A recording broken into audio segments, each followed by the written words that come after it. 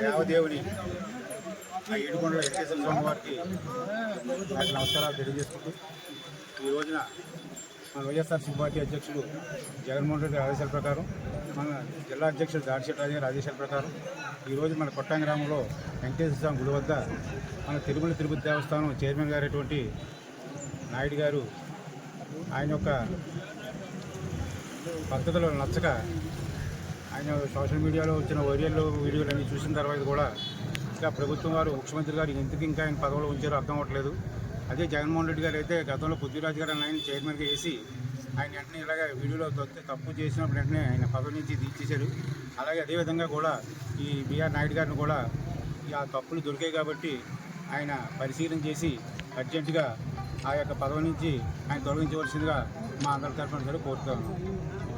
అలాగే ఈరోజు తిరుమల పవిత్ర విషయంలో చంద్రబాబు చేయిస్తున్న లోపం అంత ఇంత కాదు. ఎందుకంటే ఒక పథకం ప్రకారం ఆ తిరుమల పవిత్ర విషయాన్ని పవిత్రతను అతను రాజకీయంగా వాడుకోవడం జరుగుతుంది. మొట్టమొదటిగా కల్తీ లడ్డు అంటూ అందులో పందికొవ్వు కలిసింది, అది కలిసింది, ఇది కలిసింది అని చెప్పేసి ఒక లేని నిందని ఆరోపణ చేసి అది జగన్మోహన్ రెడ్డి గారి మీద వేయడం జరిగింది. జగన్మోహన్ రెడ్డి గారిని హిందూ ద్వేషం చిత్రీకరించే భాగంలో చాలా కృత్యాలు చంద్రబాబు నాయుడు గారు చేయడం జరుగుతుంది. ఒక దశలో ఇందాక మా ఉమారావు గారు చెప్పినట్టు ఒక టీటీడీ ఎస్వీపీ ఛానల్ రీసెంట్గా ఆడియో దొరికితే అతను వెంటనే ఇమ్మీడియట్గా సస్పెండ్ చేయడం జరిగింది. కానీ ఈ రోజున వీడియో రూపంలో దొరికినా సరే అతన్ని ఏమీ చేయకుండా అతన్ని కూడా పెట్టుకొని మళ్ళీ తిరుమలలో రకరకాల కార్యక్రమాల్లో ఆయన్ని పక్కన పెట్టుకుని కార్యక్రమాలు చేయడం జరుగుతుంది. అదేవిధంగా ఆవిడ ఎవరైతే బాధితురాలు ఉందో ఆవిడకి ఇతనికి ఎటువంటి పరిస్థితుల్లో కూడా ఈ తిరుమల తిరుపతి దేవస్థానం అధ్యక్ష పదవి ఇవ్వద్దని చెప్పేసి ఆమె ఒక లెటర్ రూపంలో పార్టీకి మరియు చంద్రబాబు నాయుడు గారికి కూడా లేఖ రాయడం జరిగింది. కానీ అదేది పట్టించుకోకుండా ఆయన్ని త్రొంగలో దొక్కి ఆయన టీటీడీ చైర్మన్ పదవి ఇవ్వడం జరిగింది.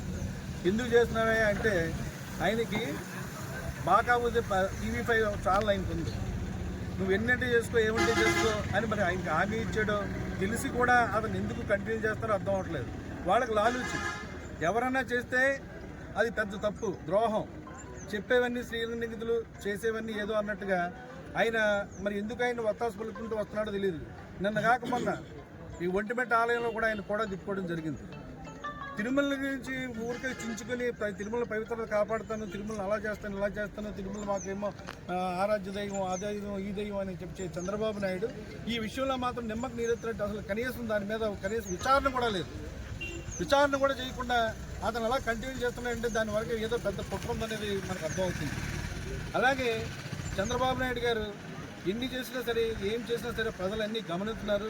ఈ తిరుమల విషయంలో కూడా ఈ లడ్డు విషయంలో కూడా సుప్రీంకోర్టు అది తప్పని చెప్పింది, కల్తీ జరగలేదని చెప్పింది, అక్కడ గొడ్డుకోవు కానీ పందికొవ్వు కలవలేదని చెప్పింది. కానీ ఈ పందికొవ్వు గొడ్డుకోవు కలిసిందని చెప్పే వరకు కూడా మరి ఏక సభ్య కమిషన్ వేయడం జరుగుతుంది.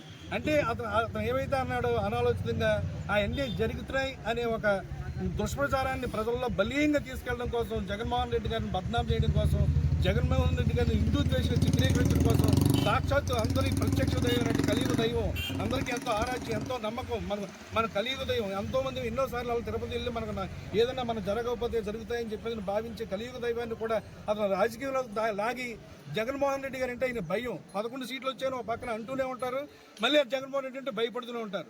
జగన్మోహన్ రెడ్డి గారిని ధైర్యంగా ఎదుర్కొనేలేక వాళ్ళు చేసే కుట్ర ఏంటంటే జగన్మోహన్ రెడ్డి గారిని ఎలాగైనా సరే హిందూ దేశం చిత్రీకరించి దేవుడిని అడ్డం పెట్టుకొని ఆయన బద్నాం చేయాలనే మేమాంస్తోని ఈ కార్యక్రమాలను చేస్తారు. మేమందరం కూడా మేము కోరుకునేది ఒకటే, తిరుమల పవిత్ర విషయంలో ప్రజలందరూ ఏం కోరుకుంటున్నారో బిఆర్ నాయుడిని తక్షణం ఆ పదవి నుంచి తొలగించాలనే డిమాండ్ ఖచ్చితంగా ప్రజల నుంచి ఉంది. అందుకు మా దాడిశెట్టి రాజు గారి ఆదేశాల మేరకు, మా జగన్మోహన్ రెడ్డి ఆదేశాల మేరకు ఈ కార్యక్రమం మేమందరం కూడా ప్రజల అభీష్టం మేరకు చేపట్టడం జరిగింది. ఏదో మీద మా పార్టీ కార్యక్రమం కాదు, ప్రజలందరూ చర్చించుకుంటున్నారు. ఇలాంటి బిఆర్ నాయుడిని ఇలాంటి బూతుల నాయుడిని ఎందుకు ఇంకా కొనసాగిస్తున్నారు? బెడ్రూమ్ నాయుడు అంటున్నారు అతను. బెడ్రూమ్ నాయుడిని తీసుకొచ్చి ఇంకా తిరుమల పవిత్రత కాపాడుతానని చెప్తూనే ఇతను ఎలా కొనసాగిస్తున్నారు అనేది ఎందుకు కొనసాగిస్తున్నారు? ఎందుకంటే నిరంతరం ఇతను బాగా ఊదే పత్రికలు కావాలి. పత్రికలు లేకపోతే ఇతనికి ప్రజల్లో మనుగడే లేదు. ప్రజల చేత పత్రికల చేత రకరకాల తప్పుడు ప్రచారాలు చేయించుకుంటూ ఇతను మనుగడ ప్రభుత్వం మనుగడ సాగిస్తారు తప్ప ఇతను నిజంగా ప్రజల్లో మంచి మంచి మంచి పలుకుబడి లేదు, మంచి ఇది లేదు. ఇలాంటి వ్యక్తిని బీఆర్ నాయుడు తక్షణమే తొలగించి తిరుమల పవిత్ర కాపాడాలని చెప్పేసి మేమందరం కూడా తుని నియోజక ప్రజలందరి తరఫున, దాడిశెట్టి రాజా గారి తరఫున, అందరి తరఫున మేమందరం కూడా ఆ దేవదేవుడిని కోరుతున్నాం. చంద్రబాబు నాయుడు, నీకు బీఆర్ నాయుడు గురించి గతంలో తెలుసో తెలియకో పెట్టుకున్నావు, చైర్మన్ నియమించావు అతను ఇచ్చిన మాట ప్రకారం. ఇప్పుడు తెలిసింది, తక్షణం తీసేయండి. తెలిసిన తర్వాత కూడా ఉపేక్షించే మాత్రం ఆ గౌరవం నేరం అంతా మీదే. ఇప్పటికైనా సరే మీరు దేవుడు అన్ని చూస్తున్నాడు. రేపు రాబోయే కాలంలో మాత్రం ప్రజలు అంతిమంగా మీకు మంచి తీర్పు ఇచ్చి మిమ్మల్ని ఇంటికి సాగనింపే కార్యక్రమం మీ కుటుంబ ప్రభుత్వం జరుగుతుంది అని చెప్పేసి ఆ దేవదేవుడిని వేడుకుంటూ మీ అందరి దగ్గర సెలవు తీసుకున్నాను. బీఆర్ నాయుడు, బీఆర్ నాయుడు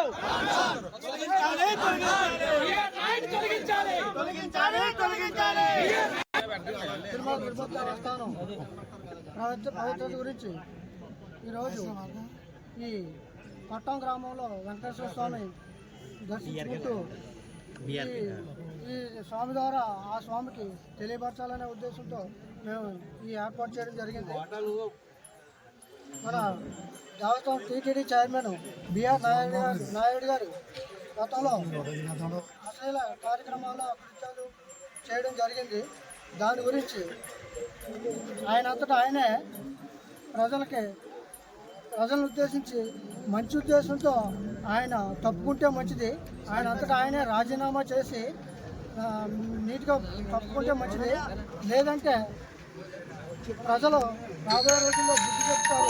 చంద్రబాబు నాయుడు గారు కూడా అలాంటి వాళ్ళని ప్రోత్సహించి ఇంకా కొనసాగించడం కూడా అది సమంజసం కాదు. కావున మేము ప్రజల తరపుని అందరికీ ప్రభుత్వానికి విన్నవించుకుంటున్నాం. అలాంటి వ్యక్తిని అలాంటి దేవస్థానం మీద ఉంచకూడదని మేము ప్రజలతో కోరుకుంటున్నాం. నాయుడు